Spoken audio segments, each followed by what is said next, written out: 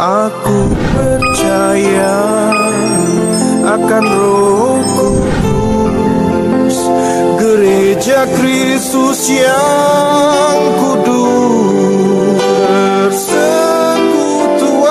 para kudus, pengampunan dosa, kebangkitan badan, kehidupan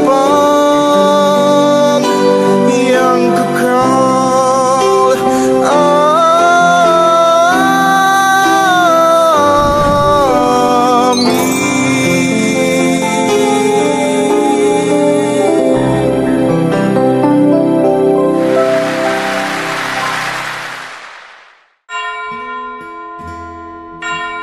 Sejarah kekristenan, gereja-gereja apostolik. Kenapa kok gereja-gereja Romo? Karena jamak. Karena kata-kata gereja yang satu, kudus, katolik, dan apostolik memang harusnya satu, tetapi rupanya tidak lagi satu, gereja apostolik itu. Bagaimana ceritanya? Ya, gerejanya itu dulu satu. Seperti yang didirikan oleh Sang Kristus, aslinya satu. Gerejanya Kristus, gereja Kristus, disebut juga jalan Tuhan, disebut juga Kristen, disebut juga Katolik.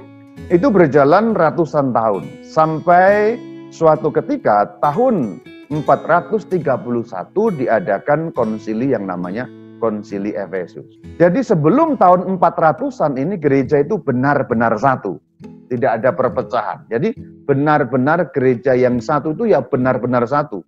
Dalam arti ya sungguh secara harafiah satu. Tapi kemudian ada heresi atau ajaran sesat lah kalau dalam bahasa gampangnya, yang namanya ajaran Nestorian, sehingga gereja harus mengadakan konsili.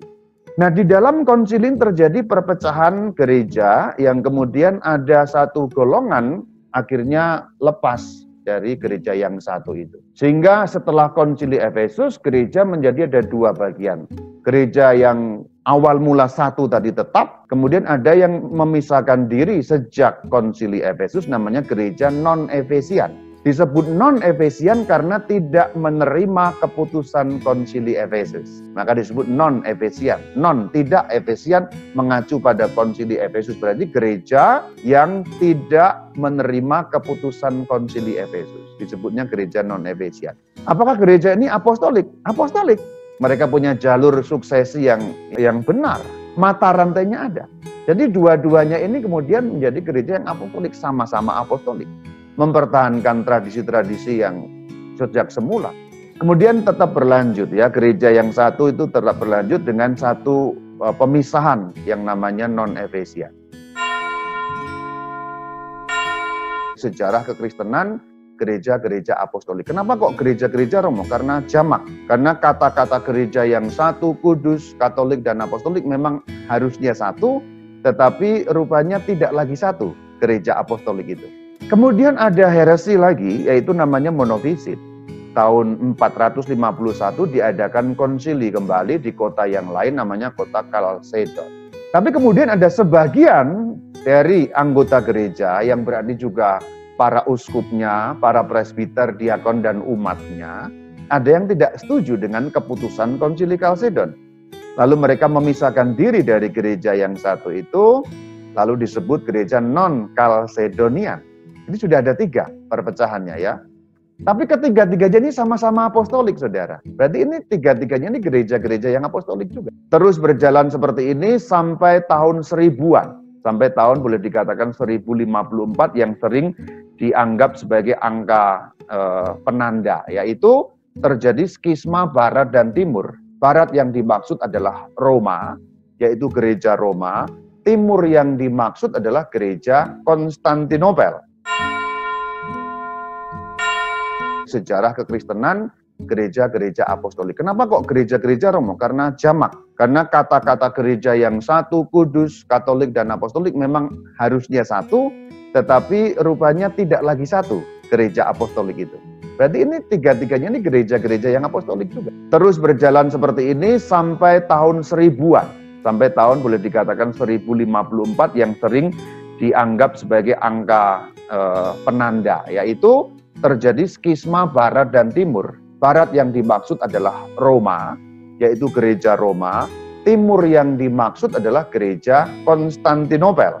Jadi ada ketegangan kuat antara gereja Roma dan gereja Konstantinopel. Maka disebut barat dan timur, karena barat mengacu pada Roma, timur mengacu pada Konstantinopel. Akhirnya terjadi pemisahan, skisma itu perpecahan. Yang di timur itu disebut gereja timur atau gereja Bizantin. Bizantin dari kata Byzantium, itu sebuah kota yang kemudian diubah namanya menjadi kota Konstantinopel, itu sekarang diubah lagi menjadi namanya Istanbul. Jadi Istanbul, Konstantinopel, Bizantium itu kota yang sama. Jadi gereja timur bertradisi Bizantin, bahasanya Yunani.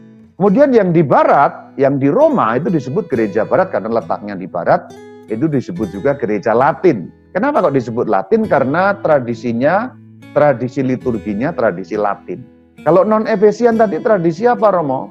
Bukan Latin tentu saja. Kalsedonian tradisi apa, Romo? Ya, bukan Latin juga bukan Yunani juga. Di sini ada beberapa tradisi yang lain di gereja non-Efesian dan non-Kalsedonian ini. Ada tradisi Syria, Syria Barat, Syria Timur, ada tradisi Koptik, ada beberapa tradisi yang lain. Tapi kalau Bizantin ini Yunani, Latin ini Roma, karena berbahasa Latin. Jadi gereja Barat disebut gereja Latin. Sejarah kekristenan, gereja-gereja apostolik. Kenapa kok gereja-gereja, Romo? Karena jamak. Karena kata-kata gereja yang satu, kudus, katolik, dan apostolik memang harusnya satu, tetapi rupanya tidak lagi satu. Gereja apostolik itu. Kemudian pada perkembangan selanjutnya, gereja non-Efesian itu punya nama sendiri, namanya gereja Asiria. Sampai hari ini masih ada. Atau gereja Timur Asiria. Yang non-Kalsedonian itu punya nama, sekarang disebut dengan nama gereja Ortodoks Oriental. Pusatnya ada di Alexandria, Iskandariyah di negara Mesir.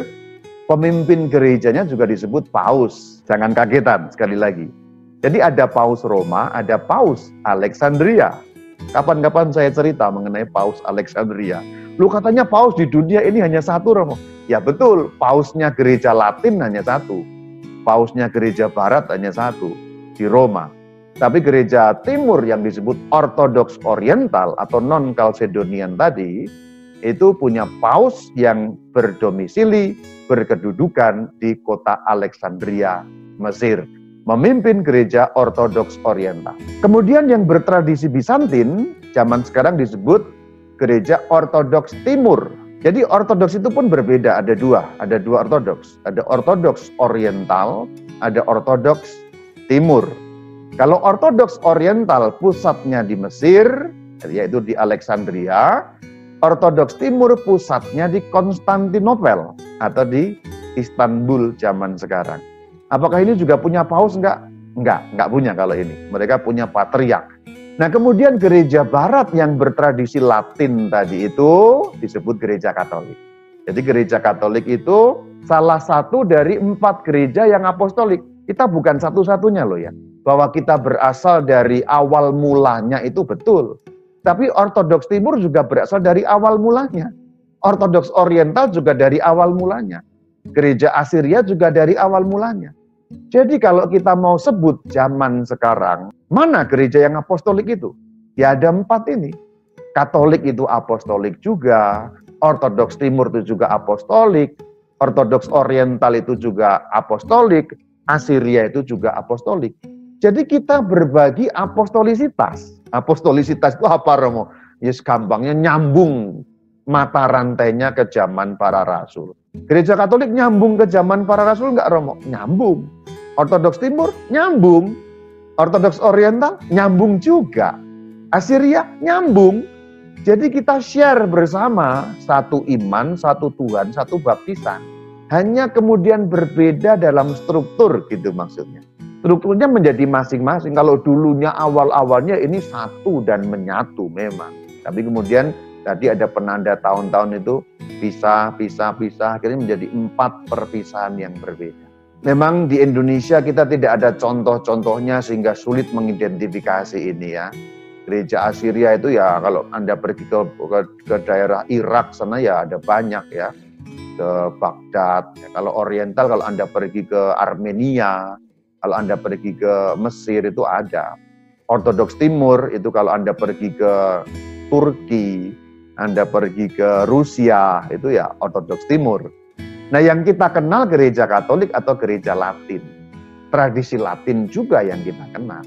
Jadi sebenarnya cara beribadat gereja itu tidak satu. Satu dalam arti kesatuannya ada.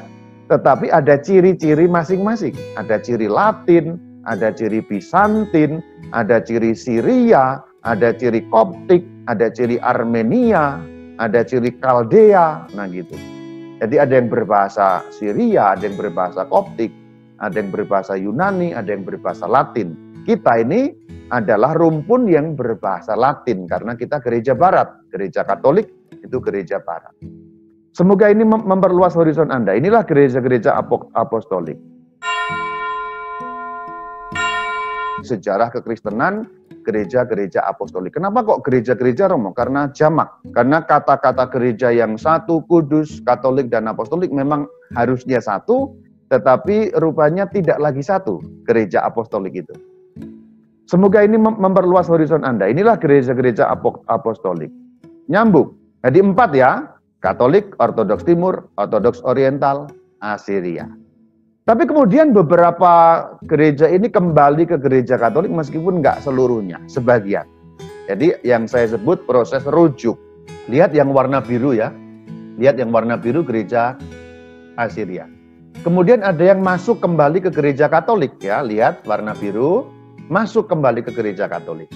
Yang menyatu kembali dengan gereja Katolik ini disebut gereja Katolik Kaldea. Kemudian yang warna selanjutnya. Ini juga ada yang kembali, contohnya itu gereja Katolik Armenia. Yang Ortodoks Timur pun ada, contohnya Ukraina. Jadi gereja Ukraina itu, Katolik Ukraina atau UGCC, kalau bahasa Inggrisnya UGCC, itu gereja Ukraina. Kalau Anda lihat sekilas itu ya kayak Ortodoks Timur, tapi mereka Katolik. Karena mereka bertradisi Bizantin, tapi menyatu dengan gereja Katolik. Jadi ini ada beberapa yang kemudian rujuk. Silakan lihat bagaimana rujuknya. Yang saya beri lingkaran-lingkaran itu ya, itu proses kembali ke gereja Katolik. Yang berkedap-kedip itu loh. Nah itu beberapa kembali ke gereja Katolik, kemudian itu diberi nama gereja Katolik Timur. Jadi Katolik Timur itu apa sebenarnya? Gereja-gereja yang dulu pernah berpisah, sebagian kembali menyatu. Kenapa harus kata timur? Karena mereka bertradisi timur. Liturginya bukan Latin. Contoh yang Ukraina tadi, misanya tidak sama dengan misa kita. Ya inti-intinya sama, tapi cara melaksanakannya berbeda. Kaldea tadi ya berbeda, Armenia berbeda. Ini yang disebut Katolik Timur. Ini agak rumit, kapan-kapan kita bisa lebih rinci, tapi ini supaya horizon Anda luas saja. Mengenai gereja-gereja apostolik selesai. Jadi kalau ditanya, manakah gereja-gereja yang apostolik 4 tadi itu? Gereja Katolik yang bertradisi Latin, gereja Ortodoks Timur yang bertradisi Bizantin, gereja Ortodoks Oriental yang bertradisi Koptik, Armenia, dan Syria, dan gereja Syria yang bertradisi Syria. Namanya juga Syria, Assyria. Jadi tradisinya berbeda-beda, liturginya berbeda-beda, tapi mengungkapkan iman yang satu dan sama, satu Tuhan, satu baptisan, satu iman, membentuk satu keutuhan gereja yang satu, kudus, katolik, dan apostolik. Inilah gereja-gereja apostolik. Aku percaya akan Roh Kudus, gereja Kristus yang kudus.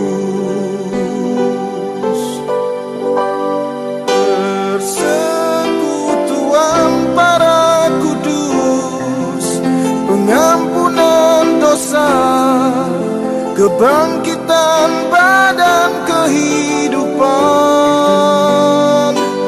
yang kekal.